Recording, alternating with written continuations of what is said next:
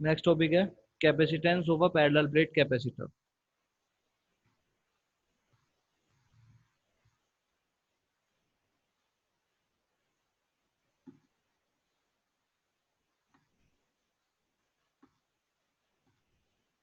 Capacitance of a parallel plate capacitor.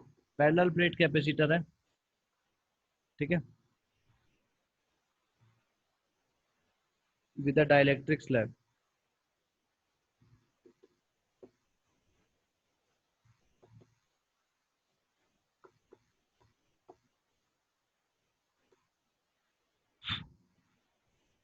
एक capacitor है,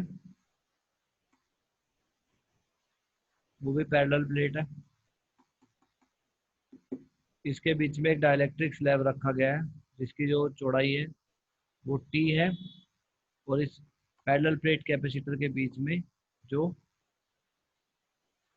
दूरी है वो डी है। इस पर जो सरफेस चार्ज डेंसिटी है प्लस सिग्मा, इस पर surface charge density minus sigma होगी। प्लस क्यू माइनस क्यू, ये हमारा डाइलेक्ट्रिक स्लैब है, तो इसका जो कैपेसिटेंस होगा वो C naught equal to epsilon naught A upon D होगा। ये होगा आपका प्लस क्यू और ये होगा आपका माइनस क्यू। इस पर जो आवेश है वो प्लस क्यू है, बाहर नहीं दिखा सकते ना,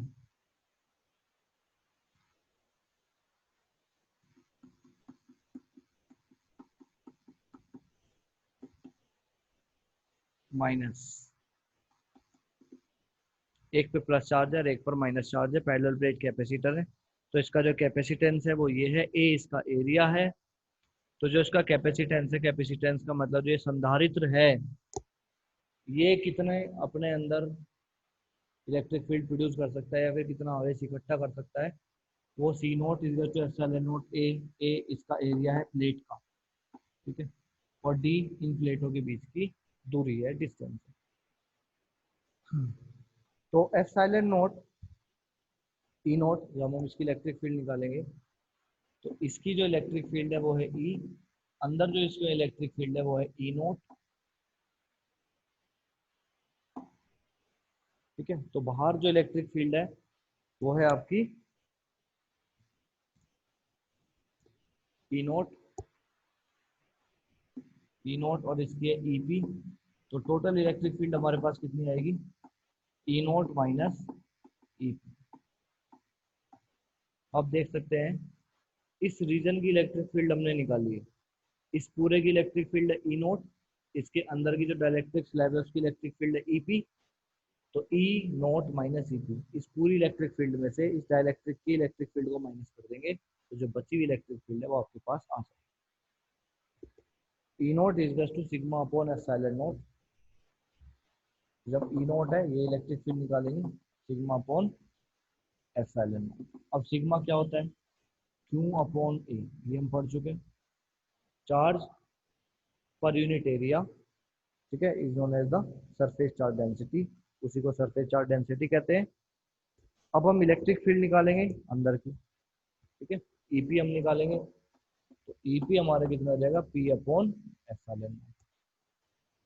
ईपी का मतलब है पोलराइज इलेक्ट्रिक फील्ड, और डाइलेक्ट्रिक स्लैब के अंदर ही क्या होगी हमारी पोलराइज इलेक्ट्रिक फील्ड होगी, ठीक है। तो सिग्मा ईपी, सिग्मा पी अगर हम लिख सकते हैं तो इसको हम क्या लिखेंगे, फिर से वही लिखेंगे, Q upon A epsilon note, और क्यू अपॉन ए को हमने क्या मान लिया, पी, तो ये आ गया पी एप्सिलॉन नोट, ठीक है। That is polarizing density. तो यहाँ पर हम इसको इस तरीके से बता सकते हैं,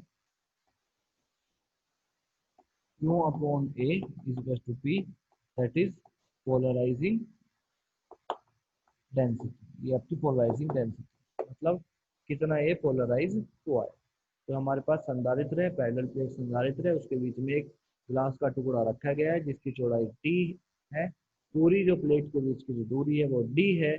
तो इसमें कितना चार्ज इकट्ठा हो सकता है, इसका कैपेसिटेंस कितना है संधारित्र का, वो हमने ये है पहले कर चुके हैं। इलेक्ट्रिक फील्ड बाहर वाली ये हमने निकाली और अंदर वाली पोलराइज वाली वो हमने निकाली।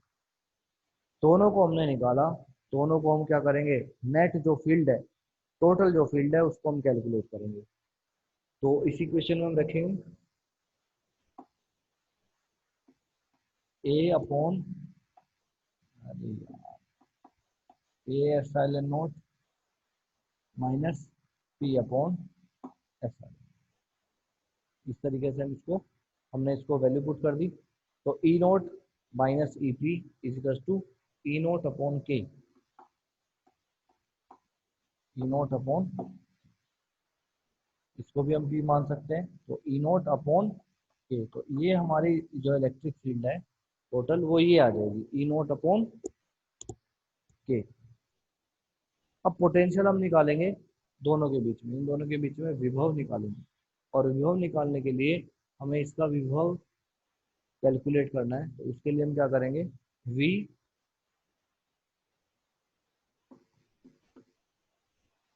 Potential between plate, V।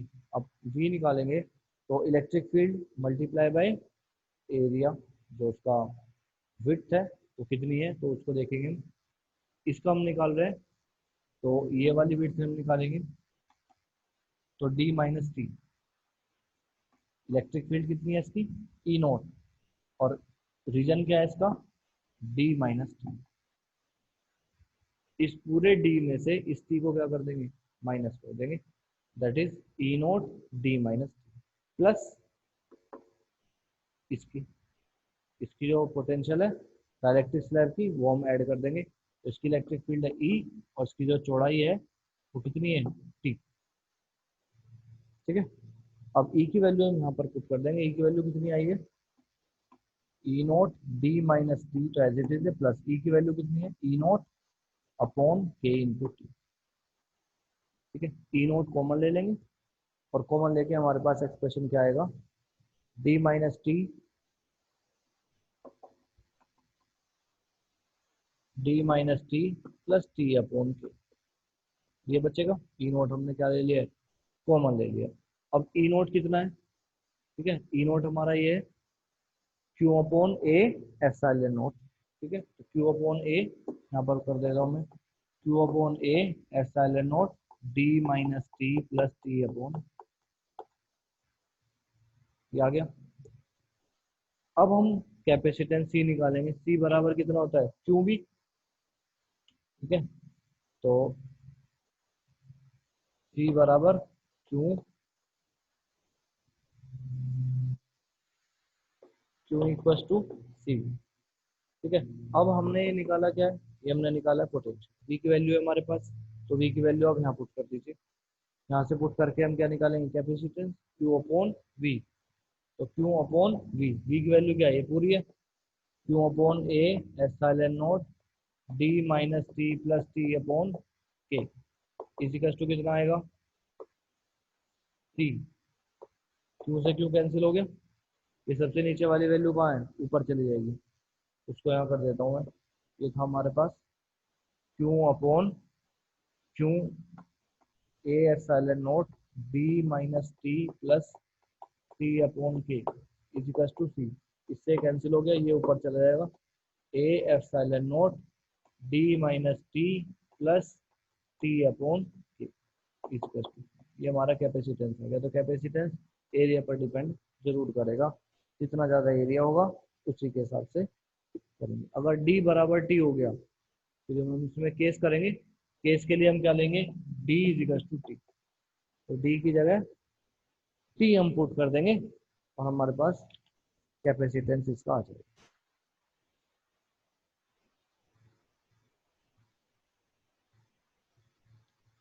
ठीक है, दोबारा कोरोना डिस्चार्ज। कोरोना डिस्चार्ज का मतलब क्या होगा कि हमारे पास एक कंडक्टर है, ठीक है, और इस कंडक्टर के अंदर पॉजिटिव चार्ज है, सारे में पॉजिटिव चार्ज। इसके ऊपर जब मैं नेगेटिव आयंस को डालूंगा तो ये पॉजिटिव आयन एक एक करके इस पॉइंट पर आते जाएंगे, पी पॉइंट पर, और डिस्चार्ज होते जाएंगे। इस तरीके से जो हमारा कंडक्टर है ये क्या हो जाएगा, डिस्चार्ज हो जाएगा। तो एक हमारे पास कंडक्टर है जिसके अंदर पॉजिटिव चार्ज है, उसको डिस्चार्ज करने के लिए हम नेगेटिव चार्ज को उसके ऊपर इंसिडेंट करेंगे। इस पी पॉइंट पर जो शार्प पॉइंट है इस पर एक एक चार्ज आता रहेगा और डिस्चार्ज होता रहेगा। इसी डिस्चार्ज को हम बोलेंगे corona discharge, that is your corona discharge. ठीक है, इस तरीके से आपका जो चैप्टर है वो समाप्त होता है।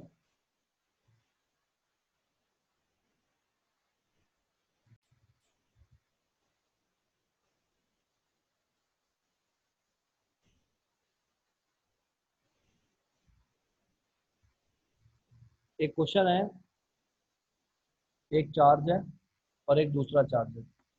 एक है 1.5 माइक्रोकूलम, 1.5 माइक्रोकूलम है, और एक है आपका 2.5 माइक्रोकूलम। दोनों के बीच की जो डिस्टेंस है वो कितनी है, 30 सेंटीमीटर है, राइट। तो two tiny spheres carrying a charge 1.5 microcoulomb and 2.5 microcoulomb are located 30 centimetre. तो दो छोटे छोटे स्फीयर है, एक पर चार्ज है 1.5 माइक्रोकूलम, दूसरे पर है 2.5 माइक्रोकूलम, दोनों के बीच की डिस्टेंस 30 सेंटीमीटर है। Find the potential at the mid point of the two charges. इसके बीच की यहाँ पर इस पी पॉइंट पर पोटेंशियल फाइंड आउट करनी है। तो पोटेंशियल का फॉर्मूला है 1/4 pi epsilon naught Q1 upon R1 plus Q2 upon Q1 charge आपको पता है, R1 कितना हो जाएगा 15 सेंटीमीटर, और जिसको आप इसमें कैलकुलेट कर लेंगे 0.15, 0.15 मीटर में इसको चेंज कर देंगे, यहाँ पर वैल्यू पुट करेंगे, माइक्रो के लिए -6 से मल्टीप्लाई करेंगे, वैल्यू पुट करके सोल्व कर देंगे, पी पॉइंट पर पोटेंशियल आ जाएगी। नेक्स्ट इसके अंदर पॉइंट है, a point at a point 10 centimeter from the midpoint in a plane normal to the line and passes through the midpoint। उसने कहा है कि मिड पॉइंट से 10 सेंटीमीटर दूरी पर एक पॉइंट है, वहां पर पोटेंशियल बतानी है 10 सेंटीमीटर। तो देखो ये आपका राइट एंगल ट्रायंगल हो जाएगा, ये 10 ये 15, इससे आप ये वाली डिस्टेंस निकाल लेंगे। ठीक है, जितनी डिस्टेंस ये होगी उतनी ही डिस्टेंस आपकी होगी, राइट। इस क्यू पॉइंट पर हमें क्या निकालना है, पोटेंशियल निकालना है। फॉर्मूला वही रहेगा, potential is equal to 1/4 pi epsilon naught Q1 upon R1 plus Q2 upon R। Q1 charge आपको पता है, Q2 चार्ज आपको पता है, बस R1 और R2 चेंज हो जाएंगी, ये अंडर रूट में जो वैल्यू है वो यहाँ पर पुट हो जाएंगी, और आप इसको सोल्व कर लीजिएगा, आपका आंसर बड़े प्यार से आ जाएगा।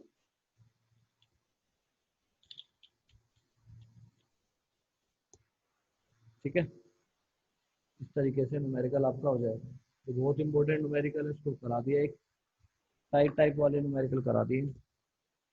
एक क्यूब है जिसकी साइड है B, has a charge Q at each of its vertices, determine the potential and electric field due to this charge at the centre of the cube. एक क्यूब है और क्यूब की जो एक साइड है वो बी है, सेंटर पर निकालना है, पोटेंशियल निकालिए सेंटर पर, और हर वर्टेक्स पर कितना है, क्यू चार्ज है, इस तरीके से रखा हुआ है। तो जब हम निकालेंगे डिस्टेंस निकालेंगे तो इसका डायगोनल कितना आएगा, B square plus B square plus B square, that is 3b² under root 3b। ये हमारा डायगोनल की डिस्टेंस आ जाएगी, जिसको हमने कहा है आर। सारे वर्टेक्स पे चार्ज कितना रखा हुआ है, क्यू चार्ज रखा हुआ है। ठीक है, तो लेंथ ऑफ द डायगोनल आपके पास है। अब जो वर्टेक्स है आपका डिस्टेंस, सेंटर से जो डिस्टेंस होगी आप देख सकते हैं, सेंटर पर बताना, सेंटर पर भी चार्ज रखा हुआ है। तो जब ये पूरा आपका आर था तो यहाँ से यहाँ कितना होगा, r/2। ठीक है, तो ये हो जाएगा आपका r/2 अंडर रूट 3/2। ठीक है, ये आपका r/2 half of the distance हो जाएगी। अब हाफ ऑफ द डिस्टेंस आपको पता है, पोटेंशियल निकालना है सेंटर पर, तो फॉर्मूला क्या होगा, 1/4 pi epsilon not Q upon R। Q तो क्यों है ही आपके पास, R कितना है, ये r/2 है। ठीक है, उसको वैल्यू पुट कर देना, 8 से मल्टीप्लाई कर देना, क्योंकि 8 वर्टेक्स है क्यूब के, 8 वर्टेक्स मिलकर सेंटर पर जो पोटेंशियल लगाएंगे वो ये होगा। ठीक है, तो इस तरीके से आप वैल्यू पुट कर देना, यहाँ पर आपको पता ही है। तो 8 multiply by 9 into 10⁻9 multiply by Q, R की वैल्यू √3b2 पर चला जाएगा, मल्टीप्लाई बाय कुछ नहीं। इसको सोल्व कर लेना, ये आपकी पोटेंशियल आ जाएगी सेंटर ऑफ द, ठीक है। नेक्स्ट चैप्टर है current electricity, chapter 3।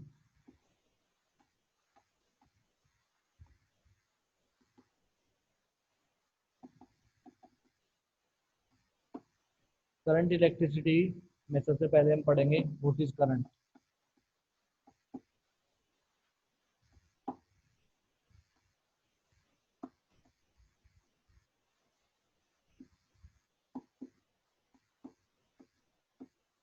Limit t tends to zero. Limit t tends to zero का मतलब है कि टाइम जीरो हो सकता है, नहीं हो सकता। Rate of change of charge with respect to time is known as the current, उसी को कहते हैं current.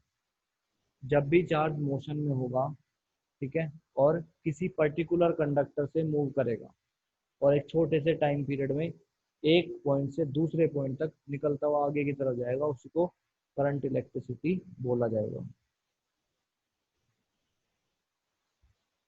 That is your current electricity, ठीक है, इसी को कहते हैं विद्युत धारा। नया चैप्टर है विद्युत धारा, ठीक है। विद्युत चालक आपको पता है, विद्युत धारा हम बता रहे हैं। विद्युत धारा उसी को कहते हैं जब आवेश किसी एक पॉइंट से, एक एक पॉइंट से, जैसे तार है, तार के एक पॉइंट से दूसरे पॉइंट तक टी समय में पहुंचता है, उसी को विद्युत धारा कहते हैं।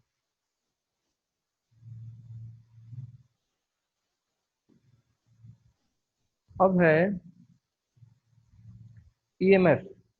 ईएमएफ किसे कहते हैं, ठीक है।